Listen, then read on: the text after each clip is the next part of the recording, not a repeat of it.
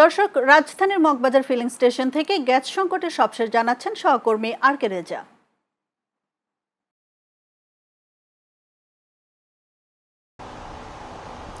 মালা, তীব্র গ্যাস সংকটে স্থবির হয়ে পড়েছে জনজীবন। এলএনজি অগ্নিসংযোগের পর থেকে এখন পর্যন্ত গ্যাস সরবরাহের যে সংকট সেটা কিন্তু এখনও একেবারেই কাটেনি। আমি রয়েছি রাজধানীর একটি ফিলিং স্টেশনে। এখানে সকাল থেকেই আমরা গ্যাস সংকটের যে তীব্র লাইন আমরা লক্ষ্য করছি। যদিও আজকে সরকারি ছুটি রয়েছে, এই সরকারি ছুটি থাকার কারণে মহাসড়কে এই তীব্র যানজটের প্রতিফলন আমরা এখন পর্যন্ত দেখিনি। তবে বেলা বাড়ার সঙ্গে সঙ্গে এই লাইন আমরা দীর্ঘ হচ্ছে, আমরা সেটাই দেখছি।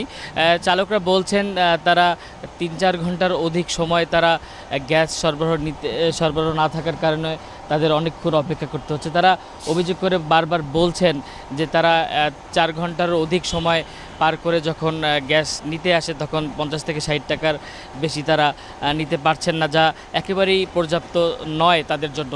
এদিকে যারা পাম্প কর্তৃপক্ষ রয়েছে তারা বলছেন গ্যাস সরবরাহের ঘাটতি থাকায় তারা পর্যাপ্ত সরবরাহ পাচ্ছে না, বিধায় চালকদের তারা তাদের চাহিদা মতো গ্যাস সরবরাহ করতে পারছে না।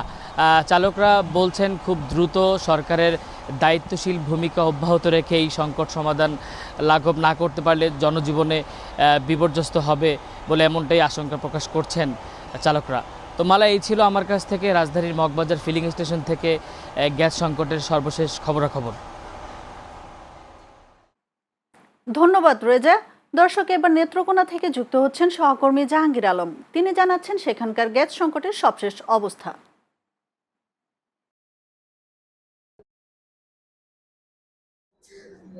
নেত্রকোনায় তিতাস গ্যাস সংকট কমছে নাই। আজ প্রায় 1.5 মাসেরও অধিক সময় ধরে নেত্রকোনায় তিতাস গ্যাস সংকটে সিএনজি এবং আবাসিক গ্রাহকরা। আমি আজ সকালে কয়েকজন সিএনজি চালকের সাথে কথা বলেছি। তারা আমাকে যেমনটি জানিয়েছেন, আসলে তিতাস গ্যাস সংকটের কারণে তাদের যে গাড়িগুলি আছে এই গাড়িগুলি কিন্তু আসলে এক পর্যায়ে বন্ধের মতন অবস্থায় আছে। এছাড়াও নেত্রকোনায় প্রায় যে তিতাস গ্যাসের প্রায় 5,500-এর মতন আবাসিক গ্রাহক রয়েছে। তারা আমাদেরকে যেমনটা জানিয়েছেন, তারা আসলে মূলত তিতাস গ্যাসের যে সংকট, এই সংকটের কারণে তারা কিন্তু অন্যান্য বিকল্প হিসাবে ব্যবহার করছে, যেমন সিলিন্ডার, কারেন্টের চুলা সহ বিভিন্ন সরঞ্জাম, লাকড়ির চুলা, বিভিন্ন সরঞ্জাম তারা ব্যবহার করছে। এদিকে তিতাস গ্যাসের সংকটের কারণে নেত্রকোনায় প্রায় 14 থেকে 15,000 সিএনজির মধ্যে প্রায় 8 থেকে 9,000 সিএনজি কিন্তু প্রায় বন্ধের মতন অবস্থায় রয়েছে। তারা বিকল্প হিসাবে কিন্তু ব্যবহার করছে এলপিজি পেট্রোল দিয়ে কিন্তু তারা গাড়িগুলি চালাচ্ছে। এই ছিল আমার কাছে নেত্রকোনা থেকে তিতাস গ্যাস সংকটের সর্বশেষ তথ্য। মালা।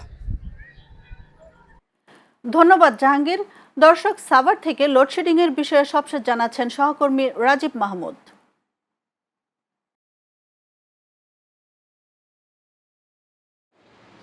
ধন্যবাদ মালা। আমি এখন রয়েছি সাভার পল্লী বিদ্যুৎ সমিতির অফিসে। আমরা সকাল থেকে বিভিন্ন এলাকায় ঘুরেছি। আমরা দেখতে পেয়েছি দিনের অধিকাংশ সময় কিন্তু লোডশেডিংয়ের কারণে বিদ্যুৎ থাকছে না।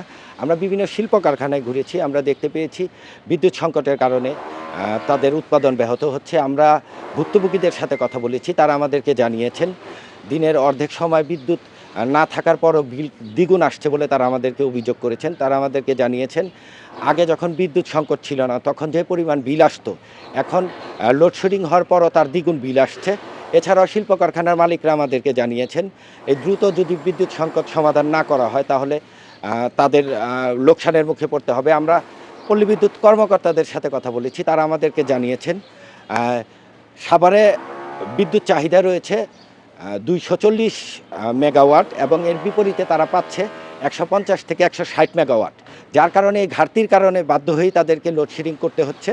এছাড়াও তারা আমাদেরকে জানিয়েছেন যে ভুক্তভোগীরা যে অভিযোগ করেছেন বিলের ব্যাপারে, তো এটা সঠিক নয়। কারো যদি বিল বেশি আসে সেক্ষেত্রে সে যদি অফিসে কমপ্লেন করে তাহলে কর্তৃপক্ষ তদন্ত করে যথাযথ ব্যবস্থা নেবেন বলে আমাদেরকে জানিয়েছেন। এই ছিল আমার কাছে সাভার থেকে বিদ্যুৎ সংকটের সর্বশেষ। মালা। ধন্যবাদ রাজীব আপনাকে।